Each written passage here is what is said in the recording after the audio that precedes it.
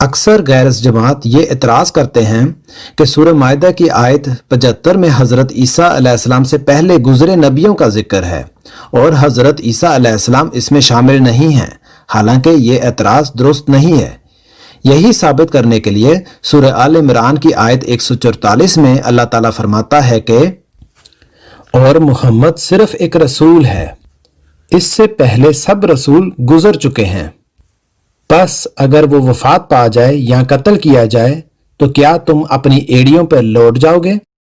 اس آیت سے بھی ثابت ہوتا ہے کہ حضور صلی اللہ علیہ وسلم سے پہلے بھی سب رسول وفات پا چکے ہیں، جس میں حضرت عیسیٰ علیہ السلام بھی شامل ہوتے ہیں۔ میں آپ کی بات سے یہ سمجھا ہوں کہ آپ یہ کہنا چاہتے ہیں قد خلت کا جو ترجمہ ہے یہ موت ہے، ٹھیک ہے، اور بھرپور کوشش آپ کر رہے ہیں کسی طرح موت ثابت کر دی جائے عیسیٰ علیہ السلام کی، مگر یہ آپ کی بدقسمتی ہے کہ آپ نے مرزا غلام قادیانی کو بھی نہیں پڑھا، آپ نے ان کے خلفاء کو بھی نہیں پڑھا، قرآن و حدیث تو پھر بہت دور کی بات رہ گئی نا۔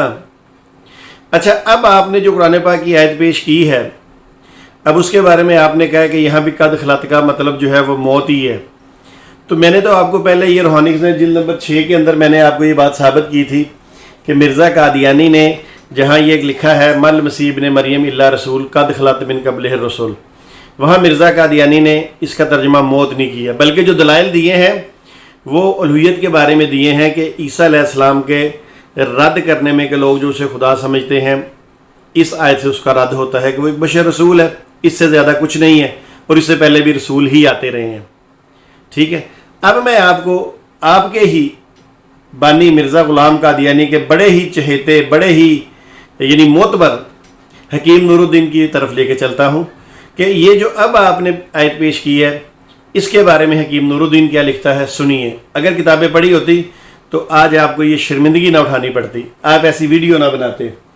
لیں جی، یہ کتاب ہے، اس کا نام ہے فصل الخطاب، ٹھیک ہے، یہ حکیم نور الدین قادیانی نے لکھی ہے اور اس کا پیج نمبر ہے 23۔ اچھا، میں جو سکین لگاؤں گا وہ سکین جو ہے میں نے ان کے نیٹ سے لیا ہے، ان کی ویب سائٹ سے لیا ہے، اور اس کا نمبر اندر پیج نمبر آ رہا ہے 28۔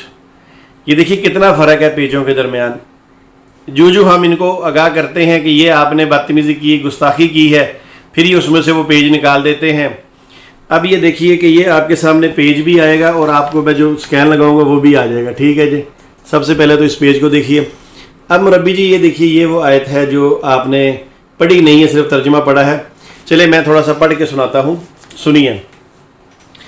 یہاں پہ لکھا ہے کہ وما محمد الا رسول قد خلت من قبلہ الرسل افإن مات او قتل۔ سامعین کرام، اس آیت سے جڑی ایک صحیح بخاری کی حدیث پیش خدمت ہے۔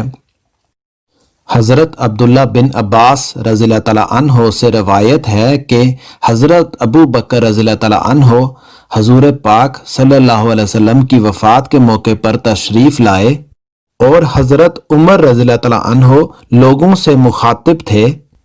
آپ نے فرمایا، اے عمر بیٹھ جاؤ۔ حضرت عمر تو نہیں بیٹھے، مگر لوگ انہیں چھوڑ کر حضرت ابو بکر کی طرف متوجہ ہو گئے۔ حضرت ابو بکر نے فرمایا، اما بعد، اے لوگو، تم میں سے جو حضرت محمد صلی اللہ علیہ وسلم کی عبادت کرتا تھا تو وہ جان لے کہ حضرت محمد صلی اللہ علیہ وسلم وفات پا گئے، اور تم میں سے جو اللہ کی عبادت کرتا تھا وہ یقین کر لے کہ اللہ زندہ ہے، اس پر کبھی موت نہیں آئے گی۔ اللہ تعالیٰ نے فرمایا ہے کہ محمد صلی اللہ علیہ وسلم صرف ایک رسول ہیں، آپ سے پہلے تمام رسول وفات پا گئے۔ اب ہم اگلی آیت کی طرف چلتے ہیں۔ سورہ انبیاء کی آیت 34 اور 35 میں اللہ تعالیٰ فرماتا ہے، اور ہم نے کسی بشر کو تجھ سے پہلے ہمیشگی عطا نہیں کی، پس اگر تو مر جائے تو کیا وہ ہمیشہ رہنے والے ہوں گے؟ ہر جان موت کا مزہ چکھنے والی ہے۔ ادھر اللہ تعالیٰ صاف صاف حضرت محمد صلی اللہ علیہ وسلم سے فرما رہا ہے کہ اس نے حضور صلی اللہ علیہ وسلم سے پہلے بھی کسی کو ہمیشہ والی زندگی نہیں دی، تو اگر حضرت محمد صلی اللہ علیہ وسلم کی وفات ہو جائے تو باقی ہمیشہ رہنے والے کیسے ہو سکتے ہیں؟ اور صاف بتایا ہے کہ آن حضور صلی اللہ علیہ وسلم سے پہلے زمانے کا ذکر ہے، اور اگلی آیت میں فرمایا ہے کہ ہر جان موت کا ذائقہ چکھے گی۔ تو سامعین کرام، یہ چند آیات تھیں جن سے حضرت عیسیٰ علیہ السلام کی وفات ثابت ہوتی ہے۔ باقی آیات انشاءاللہ دوبارہ لے کر حاضر ہوں گا۔ غیرت کی جا ہے عیسیٰ، زندہ ہو آسماں پر، مدفون ہو زمین میں شاہ جہاں ہمارا۔